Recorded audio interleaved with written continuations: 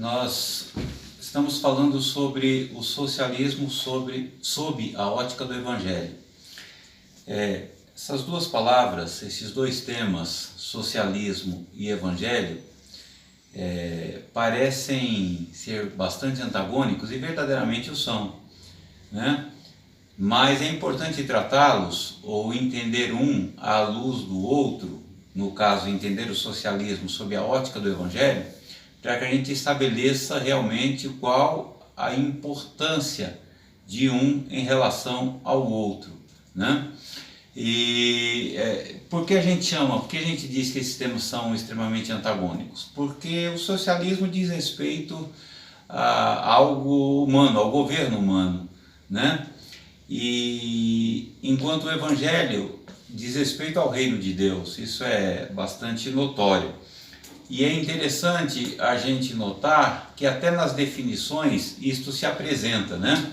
Por exemplo, quando a gente vai definir socialismo, a gente tem uma certa dificuldade. Lendo a respeito do tema, observando algumas definições, a gente vê que é difícil caracterizar ou definir com palavras do socialismo. Pode ser, alguém diz, não, é um movimento de pensadores que surgiu visando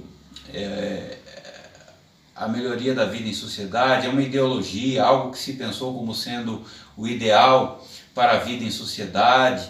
Aí depois se tornou, na definição de alguns, um sistema de governo, né, implantado para se dar, ou para se fazer justiça social, né, e para que os povos vivessem melhor. Depois a gente já vê definição dizendo que o socialismo é uma cultura, né, uma prática de muitas sociedades, né, e que muda, na verdade, de ideologia à medida em que os interesses de seus idealizadores vão mudando também.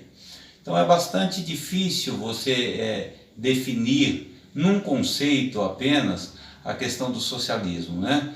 Mas o Evangelho, por outro lado, ele se define numa única expressão, né? E por isso é fácil entendê-lo.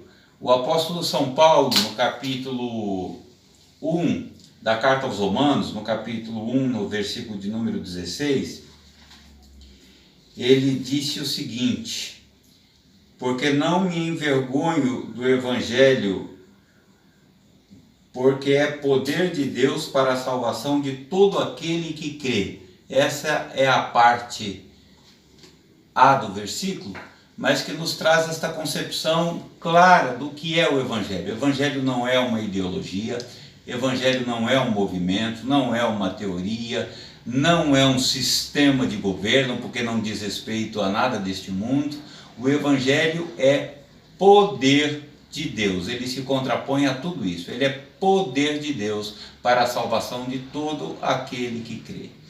E para entender, irmãos, aquilo aonde queremos chegar, para que alcancemos o propósito, nesta análise do socialismo sob a ótica do Evangelho, é preciso que a gente retome desde o princípio algumas considerações. E o que faremos aqui é refletir, né? Não se trata de um estudo de história, embora em muitos momentos nós vamos lançar mão da história, bem como não se trata de um estudo bíblico propriamente dito, embora nós estamos fazendo uso da Bíblia o tempo inteiro. O nosso propósito é refletir com vocês a respeito deste tema que é tão importante para que nós entendamos e venhamos a compreender quais os efeitos do socialismo e se ele, como realmente acontece, se contrapõe ao Evangelho de Jesus Cristo, ok? Eu quero lembrar a vocês, para iniciarmos esta reflexão, que a Bíblia Sagrada, nos primeiros capítulos do livro de Gênesis, ela nos fala a respeito da criação, de como Deus criou todas as coisas. Quero lembrar que Deus é Deus, né? Independentemente de quem creia nele ou não, Deus é Deus. E a Bíblia Sagrada, que é a palavra de Deus, nos narra, nos conta como foram criadas todas as coisas. Vemos que Deus criou aquilo que existe com o seu haja, com a sua determinação, e após ter criado todas as coisas, inclusive os seres viventes, Deus intentou criar o homem com características diferentes de tudo aquilo que ele já havia criado. Até então Deus havia criado o material, Deus havia criado os seres vivos, mas era necessário agora que este ser a ser criado tivesse condição de organizar e de dominar sobre tudo que já havia sido criado. Por isso, no capítulo 1, no versículo 26 do livro de Gênesis, Deus disse assim: façamos o homem à nossa imagem, conforme a nossa semelhança. Neste momento, Deus intentou criar um ser com características não só materiais, mas também espirituais.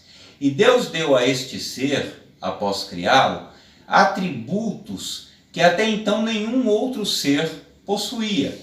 E aí é o início da nossa reflexão. Nós vamos falar um pouquinho sobre estes atributos, né, que Deus deu ao homem. Inclusive nós estudamos a respeito disso há pouco tempo, né?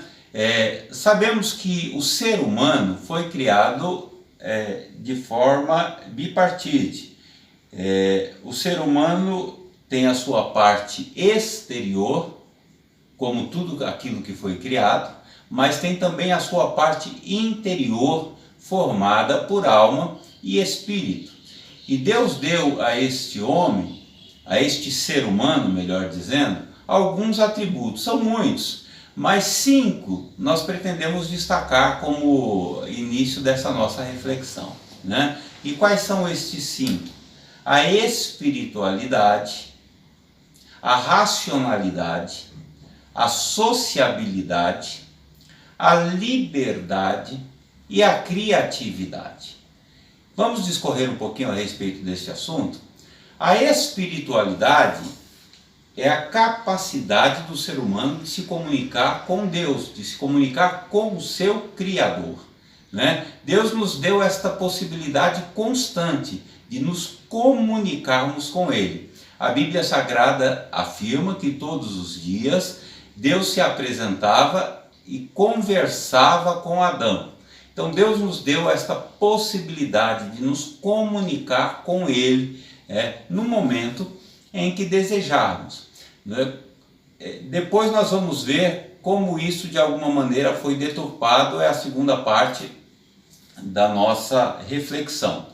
O segundo atributo, que é o atributo da racionalidade, é bastante interessante. É a nossa capacidade de pensar, é a nossa capacidade de raciocinar, de organizar os nossos pensamentos, não é verdade? De armazenar conhecimento e deles fazer ou tirar proveito. Então é realmente algo maravilhoso, né? Sabemos que a racionalidade, a casa da racionalidade, a moradia, né? O domicílio, melhor dizendo, da nossa racionalidade é a nossa alma. Nós temos aí 3 elementos, 3 componentes disso que nós chamamos alma, né? A razão, o sentimento e a vontade. E é interessante entendermos algumas coisas nesse sentido. Quando falamos, por exemplo, de sentimento, ele é o gatilho daquilo que nós recebemos do mundo externo, ele aciona a nossa razão e por vezes aciona a nossa vontade, ou promove, ou faz com que nós tenhamos uma determinada vontade. Deus nos deu a alma para que esses componentes funcionem em perfeito equilíbrio, né? Por exemplo, quando sentimos alguma coisa, quando o nosso sentimento é acionado, nós não podemos dar margem para que ele promova uma vontade sem o escrutínio da razão, né? Sem passar pela razão. Aquela pessoa que age por impulso ou que tem uma vontade que é fruto de um sentimento momentâneo, ela acaba agindo por força deste sentimento sem usar a sua razão. E aí acaba se precipitando ou fazendo algo que não deveria fazer, não é verdade? Então, queridos, é importante que, ainda que sintamos o desejo de algo, nós pensemos a respeito disso, utilizemos a nossa razão para analisar se isto realmente é viável fazer e não venhamos assim tomar decisões precipitadas, né? Por vezes nós primeiro acionamos a razão, pensamos sobre algo, sobre uma profissão, sobre algo que deveríamos fazer, sobre a compra de um imóvel, sobre uma mudança de trabalho, sobre qualquer coisa inerente à nossa vida. E aí, pensando nisto, analisamos, organizamos os nossos pensamentos e isto gera em nós uma vontade de fazermos algo, por exemplo, um curso, né? Uma capacitação, e esta vontade promove a ação que iremos fazer na sequência. Então é importante dizermos isso a respeito da racionalidade. O terceiro atributo é a sociabilidade. Vejam bem, o ser humano, o atributo da sociabilidade é um atributo dado exclusivamente ao ser humano. Nem os animais, não é, possuem este atributo. Vejam que eles possuem atrito entre ou dentro da própria espécie. Às vezes, os animais, quando se tornam adultos, se tornam inimigos dos seus próprios pais, né? Digamos assim, de uma maneira mais clara, né? Então, a sociabilidade é um atributo inerente realmente à raça humana, é a condição, é a capacidade de convivermos em família e em sociedade de forma harmônica. Esta é a sociabilidade. Depois temos a liberdade, né? Que é o atributo, é a capacidade de poder fazer escolhas. E isso é muito importante para nós. Nós temos, todos nós, esta capacidade, esse atributo dado por Deus. Por fim, a criatividade, né? A criatividade é algo fascinante, realmente, como Deus dotou o homem, ou o ser humano, né? Da capacidade de inventar.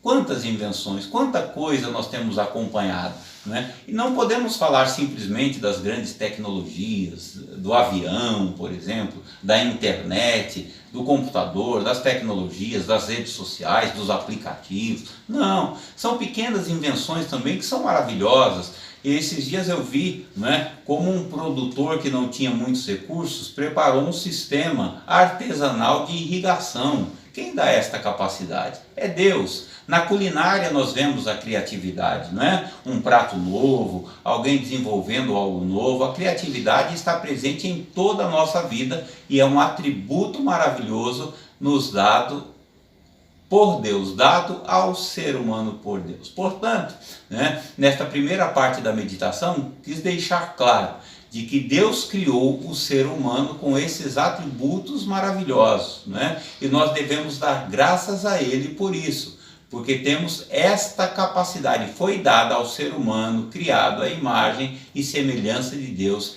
esta maravilhosa capacidade.